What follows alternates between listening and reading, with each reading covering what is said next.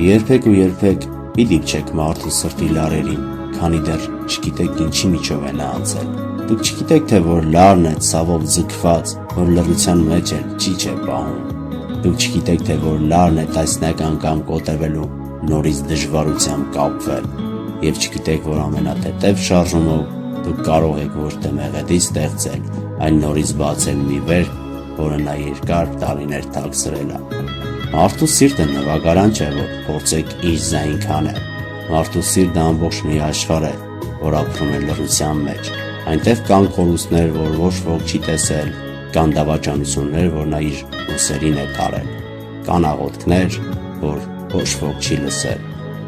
Ուստի եթե պատրաստ չեք սիրով լարել այդ սիրտը, եթե պատրաստ չեք ձեր ամբողջ հոգով գրկել նրա անցած ճանապարհը, ապա լավ է լռեք,